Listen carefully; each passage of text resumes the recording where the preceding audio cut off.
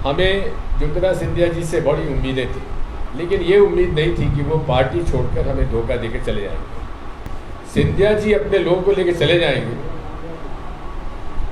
ये उम्मीद नहीं थी। मुख्यमंत्री किसी भी संसदीय प्रणाली में बहुमत से बनता है। जो भी उनके काम थे कमलनाथ जी ने किए। सिंधिया स्कूल की पूरी ज़मीन को 1 रुपये में पूरी दान दी।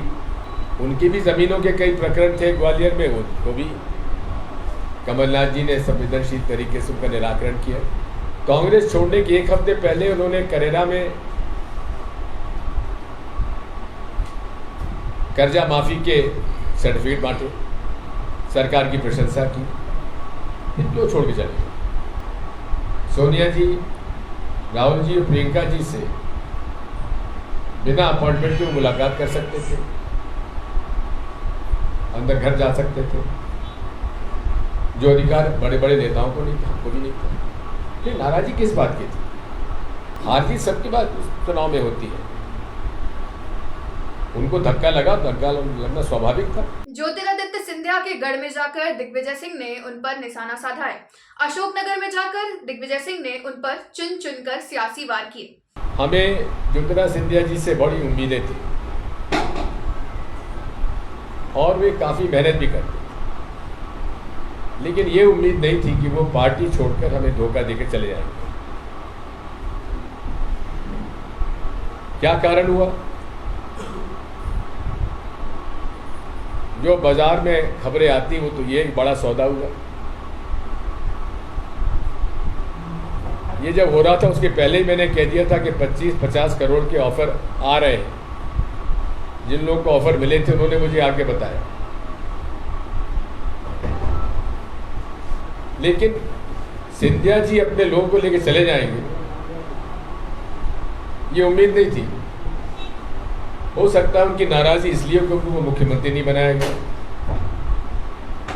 लेकिन मुख्यमंत्री किसी भी संसदीय प्रणाली में बहुमत से बनता है। आप देख रहे हैं कि 114 में से केवल 17 लोग उनके साथ गए, 5 और बाद में जुड़ गए। तो जो स्पष्ट बहुमत कमलनाथ जी को था, तो उसको हम लोग कैसे नजरअंदाज कर देते? जो भी उनके काम थे कमलनाथ जी ने किए। सिंधिया स्कूल की पूरी जमीन को 1 रुपये में पूरी दान दी, जो पिछली सरकारें नहीं कर पाई थी। उनकी भी जमीनों के कई प्रकरण थे ग्वालियर में, उनको भी कमलनाथ जी ने संवेदनशील तरीके से उनका निराकरण किया। एक जगह उन्होंने बयान दिया था कि अतिथि शिक्षकों का अगर कार्रवाई नहीं हुई तो मैं सड़क पर आ जाऊंगा। और साथ में ये भी कहा था कि शिवराज सिंह चौहान के हाथ खून से रंगे हुए हैं मंदसौर में पुलिस फायरिंग के आधार पर, और ये उनके खून के धब्बे धुल नहीं पाएंगे। कांग्रेस छोड़ने के 1 हफ्ते पहले उन्होंने करेरा में कर्जा माफी के सर्टिफिकेट बांटे, सरकार की प्रशंसा की। क्यों छोड़ के चले? और क्या मिला? एक विभाग जिसके पास न तो एयरपोर्ट है न हवाई जहाज है, और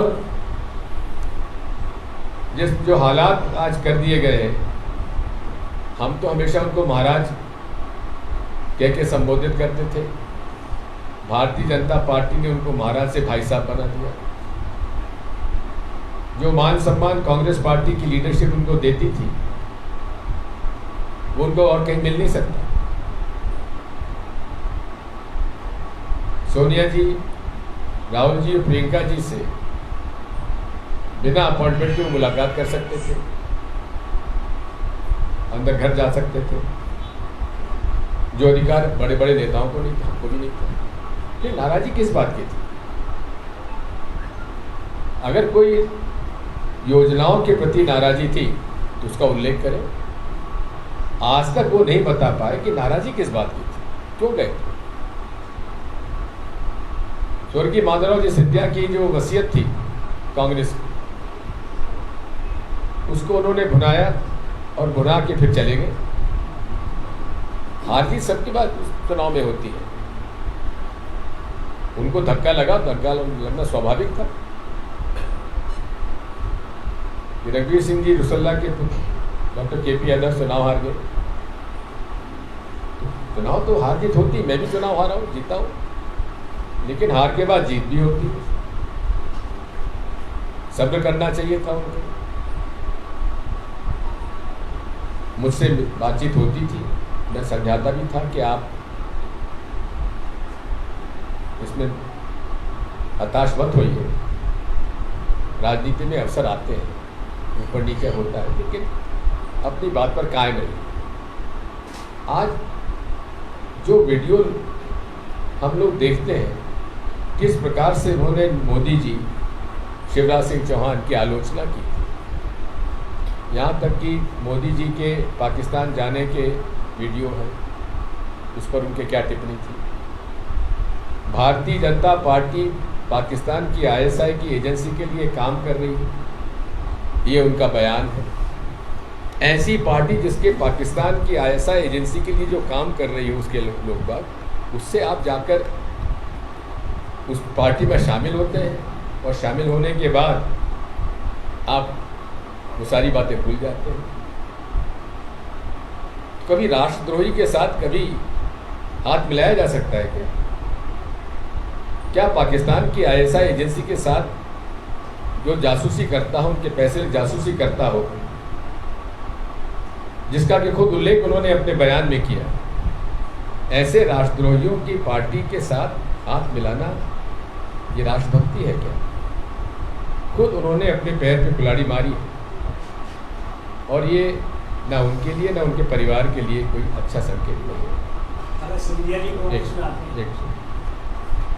बात यही है कि आज भारतीय जनता पार्टी के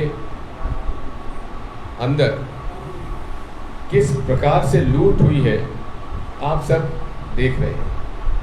चाहे मुंगावली के विधायक जी को ले लीजिए, यहाँ के विधायक जी को ले लीजिए। रेत, अवैधानिक रूप से खनन, आदिवासियों की जमीनों पर प्लॉट काटना, कॉलोनी काटना, ऐसे अनेक प्रकरण हमारे सामने आए। उनकी जांच तो होगी, क्यों नहीं होगी? एक तरफ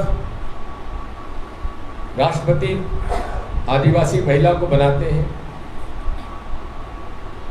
लेकिन वहीं पूरे प्रदेश में आदिवासियों की जमीन पर कब्जे किए जा रहे हैं।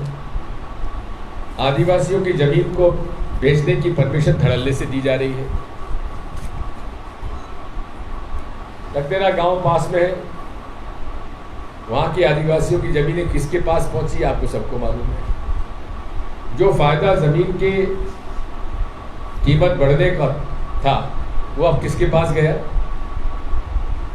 बड़े बड़े बिल्डर्स के पास गया, जिनका हिस्सा पार्टी भाजपा के नेताओं के साथ है। अशोकनगर पे भाजपा की आपसी खींचतान का फायदा लेने की कोशिश में है कांग्रेस पार्टी, इसलिए दिग्विजय सिंह का ये दौरा काफी महत्वपूर्ण है।